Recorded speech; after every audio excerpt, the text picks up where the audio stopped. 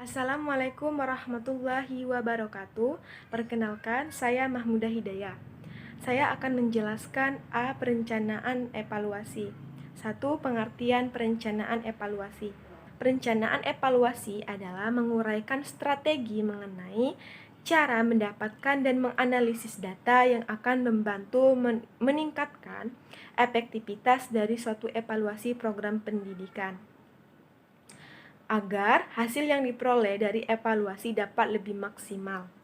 Nah, perencanaan evaluasi dilakukan untuk memfasilitasi pengumpulan data sehingga memungkinkan membuat pernyataan yang valid tentang pengaruh sebuah efek atau yang muncul di luar program, praktik atau kebijakan yang diteliti. Perencanaan evaluasi dapat ditinjau dari dua pendekatan, antara lain yaitu pendekatan program pembelajaran. Suatu program minimal dari 3 dimensi, seperti input, proses, dan output, dalam model CISP. Nah, model CISP ini merupakan salah satu teknik evaluasi suatu program yang ada. Evaluasi model ini bermaksud membandingkan kinerja dari berbagai dimensi program dan sejumlah kriteria tertentu, untuk akhirnya sampai pada deskripsi atau menggambarkan dan judgement atau keputusan mengenai kekuatan dan kelemahan program yang dievaluasi. Nah, CIPP merupakan singkatan dari C untuk konteks, I untuk input, P untuk proses, dan P lagi untuk produk. Yang kedua, pendekatan hasil belajar. Nah, pendekatan ini dapat dibagi menjadi 3 bagian, yaitu domain hasil belajar, proses dan hasil belajar, dan kompetensi. Domain hasil belajar adalah perilaku kejiwaan yang akan diubah dalam proses pendidikan.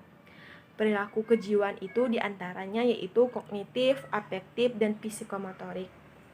Penilaian proses merupakan penilaian yang menitik beratkan sasaran penilaian pada tingkat efektivitas kegiatan belajar mengajar dalam rangka pencapaian tujuan pengajaran.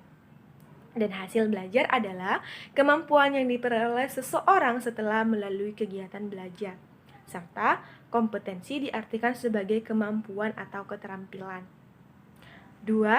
Hal-hal yang perlu diperhatikan dalam perencanaan. A.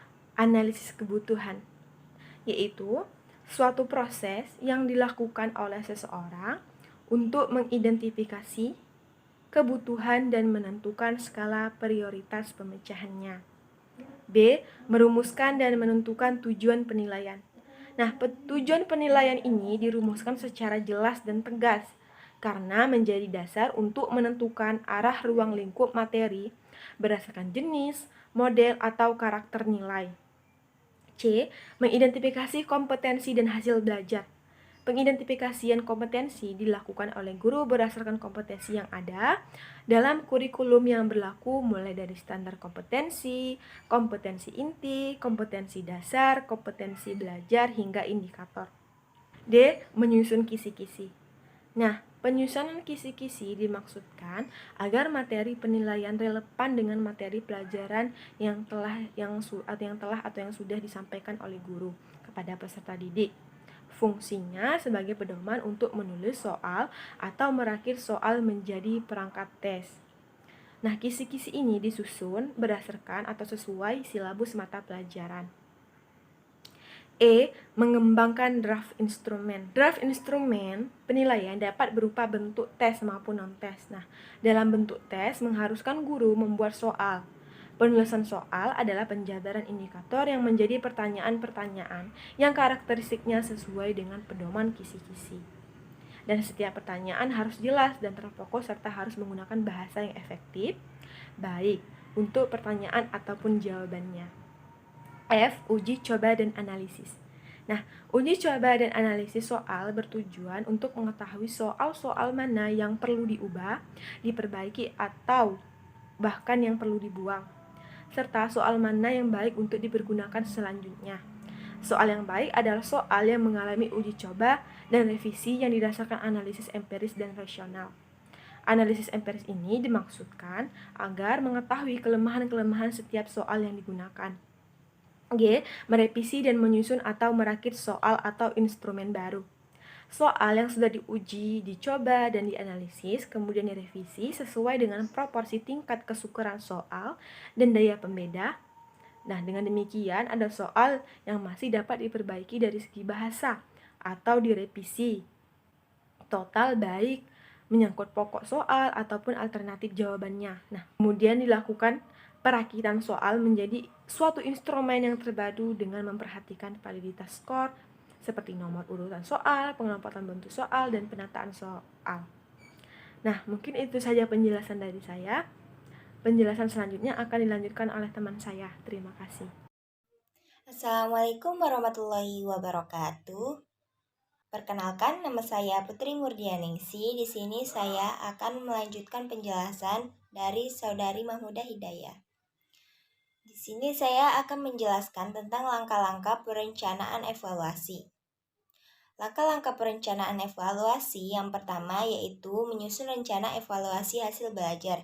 Yang kedua, menghimpun data. Yang ketiga, melakukan verifikasi data. Yang keempat, mengelola dan menganalisis data. Yang kelima, memberikan interpretasi dan menarik kesimpulan. Yang keenam yaitu tindak lanjut dari hasil evaluasi tersebut. Selanjutnya yaitu macam-macam evaluasi pembelajaran. Macam-macam evaluasi pembelajaran dibagi menjadi 4. Yang pertama yaitu penilaian formatif. Penilaian formatif yaitu umpan balik atau feedback. Yang kedua, penilaian sumatif. Penilaian sumatif yaitu menentukan nilai angka untuk kemajuan hasil belajar peserta didik. Yang ketiga, penilaian diagnostik. Penilaian diagnostik yaitu psikologi fisik dan lingkungan. Yang keempat yaitu penilaian penempatan.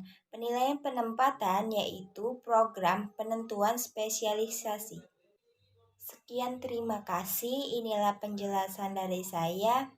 Penjelasan selanjutnya akan dijelaskan oleh teman saya. Assalamualaikum warahmatullahi wabarakatuh. Perkenalkan, saya Mardia Amini, NIM 1930201147. Selanjutnya kita akan membahas tentang domain hasil belajar. Domain hasil belajar adalah perilaku-perilaku kejiwaan akan diubah dalam proses pendidikan. Perilaku kejiwaan itu seperti tingkat kecerdasan, sifat, dan tingkah laku, serta kepribadian seperti emosi, adaptasi, dan minatnya terhadap sesuatu.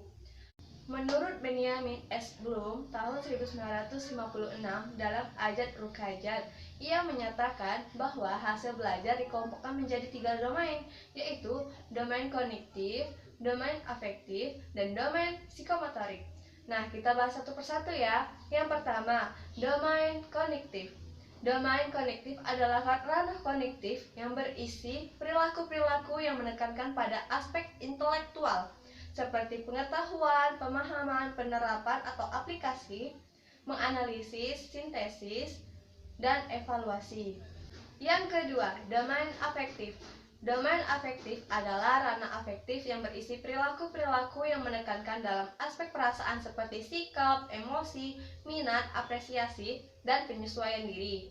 Domain afektif dilakukan untuk menilai perilaku dan sikap peserta didik dalam segala interaksi selama proses pembelajaran, dan juga melihat perkembangan anak selama mereka dalam masa pembentukan jati diri mereka. Kemudian mengambil sikap itu sehingga membentuk nilai dan menentukan tingkah laku seperti kemampuan menerima, kemampuan menanggapi, menilai, organisasi, dan karakteristik. Yang ketiga, domain psikomotorik. Domain psikomotorik adalah ranah psikomotorik berisi perilaku-perilaku yang menekankan aspek keterampilan. Nah, penilaian psikomotorik adalah penilaian untuk menggali potensi pada peserta didik dalam mengaplikasikan bidang keilmuannya. Biasanya banyak aspek psikomotorik peserta didik yang akan dinilai setelah mereka mampu menerima informasi yang bersifat teoritik. Penilaian psikomotorik lebih mengutamakan aspek proses daripada hasil. Nah, psikomotorik adalah kemampuan peserta didik yang berkaitan dengan gerakan tubuh atau bagian-bagian tubuh yang lainnya. Sikap psikomotorik dapat dikembangkan melalui persepsi atau pengalaman, kesiapan melakukan sesuatu, responding terbimbing, kemauan, adaptasi, dan originasi. Nah, teman-teman, kami pikir cukup sampai di sini penjelasan materi kami. Saya ucapkan terima kasih. Wassalamualaikum warahmatullahi wabarakatuh. Dadah.